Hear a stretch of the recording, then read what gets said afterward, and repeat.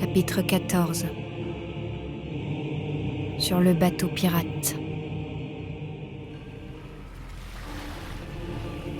Une lueur verte lorgnant sur la rade du Kidd, à l'embouchure de la rivière des pirates, signalait l'endroit où louvoyait cet infâme repère du crime, le Jolly Roger, crasseux jusqu'à la coque et aussi répugnant qu'un sol souillé de plumes ensanglantées. Cette terreur des mers se passait de vigie, tant l'horreur de sa renommée la protégeait de toute attaque. La nuit l'enveloppait de son épais manteau qui ne laissait filtrer aucun bruit, si ce n'est le ronron de la machine à coudre de Monsieur Mouche.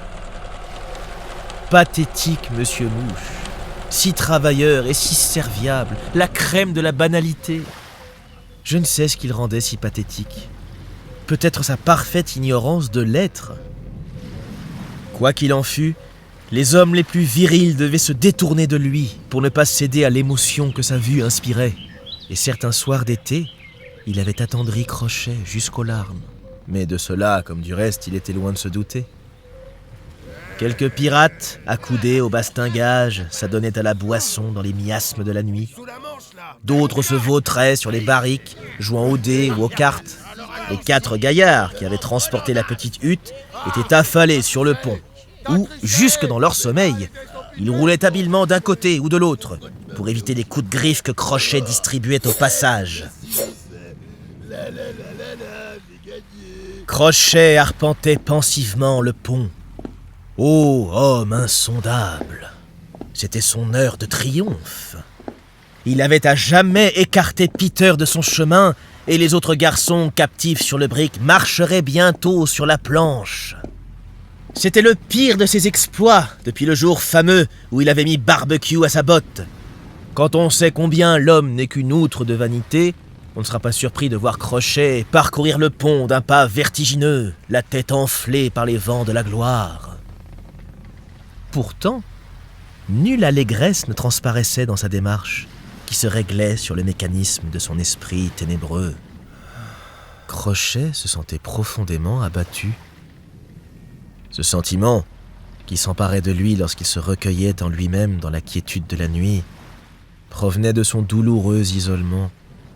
Jamais cet homme énigmatique ne se sentait plus seul qu'entouré de ses valets rampants.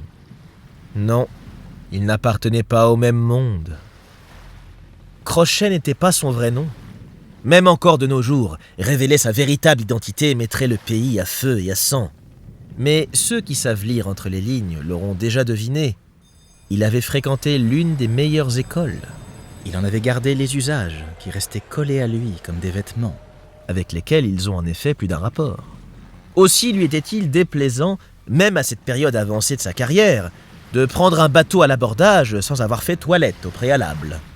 Il affectait cette démarche traînante, privilège de l'éducation qu'il avait reçue, mais par-dessus tout, il avait conservé le culte du bon ton. Le bon ton. Au pire de sa déchéance, il n'oubliait pas que c'était la seule chose qui importât vraiment. Des tréfonds de son âme montait un grincement de gonds rouillés, puis un tap-tap-tap sévère, martelant la nuit comme quelqu'un qui ne trouve pas le sommeil. « N'as-tu pas quelque peu détonné aujourd'hui ?» Telle était l'éternelle question. La gloire, cette clinquante babiole. Voilà mon lot. Est-il vraiment de bon ton de chercher à se faire remarquer ? Répliquait le tap-tap des bienséances. Je suis le seul homme qui ait jamais craint Barbecue, et Flint lui-même redoutait Barbecue. Barbecue, Flint, de quelle famille sont-ils issus, ceux-là ? Question plus alarmante encore. N'était-il pas de mauvais ton, de tant se soucier du bon ton ?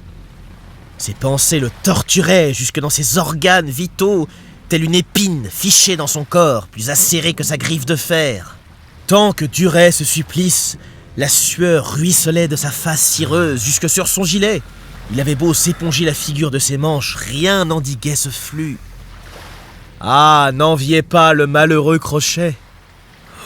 Brusquement, lui vint le pressentiment de sa ruine prochaine, comme si le défi terrible de Peter avait déjà atteint sa cible. Une mélancolique envie de prononcer ces dernières paroles s'empara de lui, de crainte que plus tard on lui en laisse le temps. Misérable Crochet! Son ambition l'aura perdu! À ces heures les plus sombres, il se citait à la 3e personne. Aucun enfant ne m'aime. Cette réflexion saugrenue ne l'avait jamais troublé auparavant.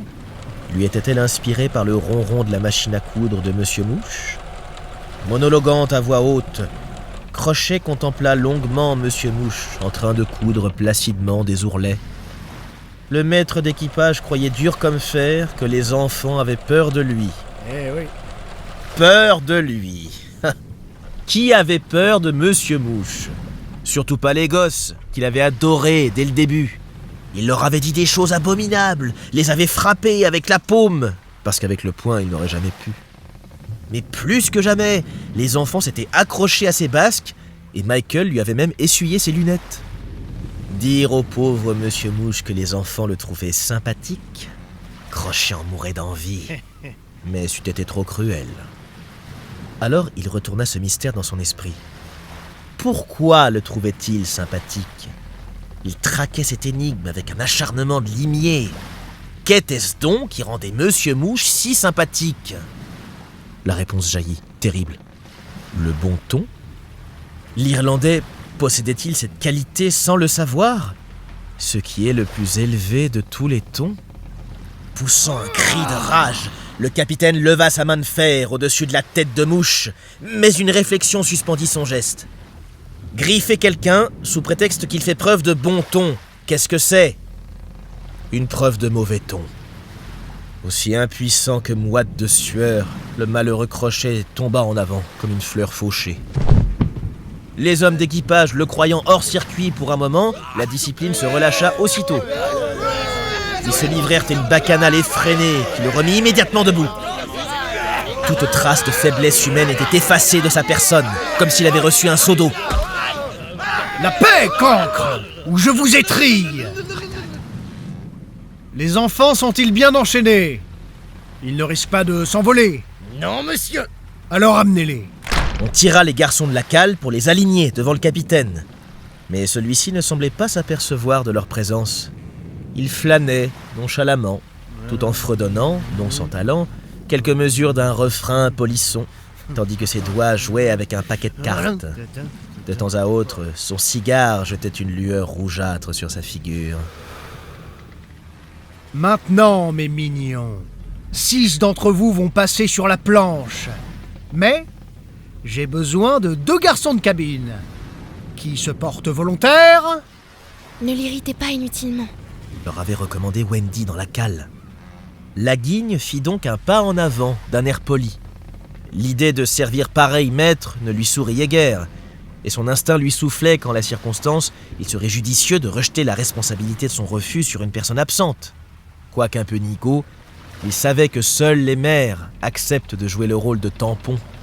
Tous les enfants le savent, et tout en les méprisant pour cela, ne se privent pas d'en abuser. Aussi la guigne expliqua-t-il prudemment. Voyez-vous, monsieur, je ne crois pas que ma mère aurait aimé me voir devenir pirate. Et la tienne, la plume? Il fit un clin d'œil à la plume, qui répondit comme à regret. Je ne crois pas non plus. Et vous, les jumeaux? Moi non plus. Dit le premier jumeau, pas plus bête que les autres. Et toi, Bonzi? Arrêtez ça! Et les porte-paroles furent brutalement remis dans le rang. Et toi, mon garçon? Reprit Crochet à l'adresse de John. Tu m'as l'air un peu plus déluré que le reste. N'as-tu jamais rêvé d'être pirate, petit gars? John avait déjà fait l'expérience de ce genre de tentation en classe de mathématiques. Et cela le flattait d'être remarqué par Crochet. J'aurais aimé m'appeler Jacques les Mains Rouges. C'est un nom qui a de l'allure. On t'appellera comme ça si tu te joins à notre équipage. Qu'en penses-tu, Michael? Et moi, comment m'appellerait-on si je venais aussi? Jojo Barbe Noire. Qu'en penses-tu, John? Michael voulait que ce fût John qui prit la décision, de même que John voulait que ce fût lui. Resterons-nous les sujets respectueux de Sa Majesté? Il vous faudra crier « À bas le roi ». Jusque-là, John ne s'était peut-être pas très bien conduit, mais son courage brilla soudain de tout son éclat. En ce cas, je refuse! Moi aussi! Vive l'Angleterre! Furieux, les pirates les frappèrent sur la bouche, tandis que Crochet rugissait. Vous venez de signer votre arrêt de mort. Qu'on fasse monter leur mère et qu'on prépare la planche. Les garçons pâlirent en voyant Bill le truand et Tchéco apprêter l'instrument de leur supplice. Mais ils firent brave contenance quand Wendy parut. Les mots me manquent pour décrire le mépris qu'éprouvait Wendy à l'égard des pirates. Aux yeux des garçons, le titre de pirate pouvait garder quelque prestige. Mais tout ce qu'elle voyait, elle, c'est que le bateau n'avait pas été nettoyé depuis des siècles. Pas un seul hublot sur lequel on ne pût écrire « cochon » avec son doigt. Et Wendy ne s'était pas gênée pour le faire. Mais au moment où les garçons l'entouraient, elle n'avait de pensée que pour eux. Alors, ma belle, on va voir ces enfants se promener sur la planche? Bien que raffiné dans son maintien, ses recueillements l'avaient fait transpirer si abondamment que sa fraise de dentelle en était toute maculée. Il vit que Wendy fixait son regard dessus, et il tenta vivement de la faire disparaître, mais trop tard. Sont-ils condamnés à mourir? Demanda Wendy sur un tel ton de mépris qu'il faillit s'en trouver mal. Ils le sont! Silence, vous tous! Écoutez les dernières paroles qu'une mère adresse à ses enfants. Wendy fut héroïque. Voici mes dernières paroles, mes chers enfants. Je vous dirai ce que vous aurez dit vos vraies mamans. Nous espérons que nos fils sauront mourir en bon et digne anglais. Les pirates eux-mêmes écoutaient avec respect. Et la guigne s'écria nerveusement. Je ferai ce que souhaite ma mère. Et toi, Zig, que vas-tu faire? Ce que souhaite ma mère! Et vous, les jumeaux? Ce que souhaite notre mère. Et toi, John, que vas-tu faire? Mais Crochet avait retrouvé sa voix et ordonna à Mouche d'attacher Wendy au mât. Monsieur Mouche obéit. Écoute, ma douce, je te sauverai si tu me promets d'être ma mère. J'aimerais mieux ne pas avoir d'enfant du tout. À mon regret, je dois dire qu'à ce moment-là, pas un garçon ne regardait de son côté. Tous les yeux étaient fixés sur la planche qui les attendait pour une brève et ultime promenade. Ils ne pensaient plus à leurs vaillantes promesses, ils ne pensaient plus à rien. Ils regardaient, transis de peur. Crochet leur sourit, les dents serrées, et se dirigea vers Wendy, dans l'intention de l'obliger à regarder les garçons s'avancer un par un sur la planche fatale. Mais il n'alla pas jusqu'à elle. Il n'entendit pas le cri d'angoisse qu'il avait espéré lui arracher. Un autre son vint frapper son oreille.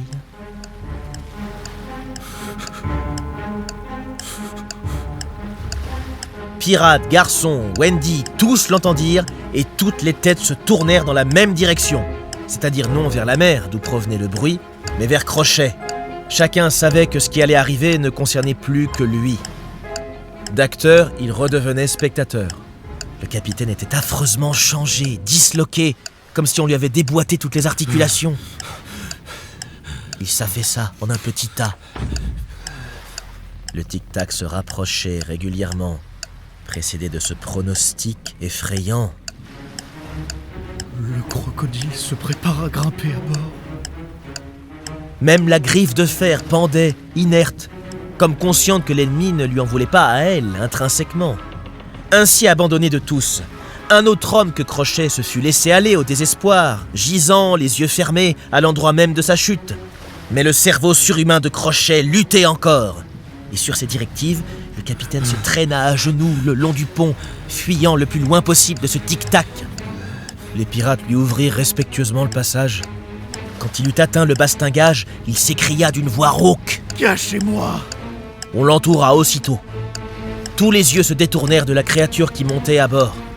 Nul n'avait l'intention de lutter contre elle. C'était le destin.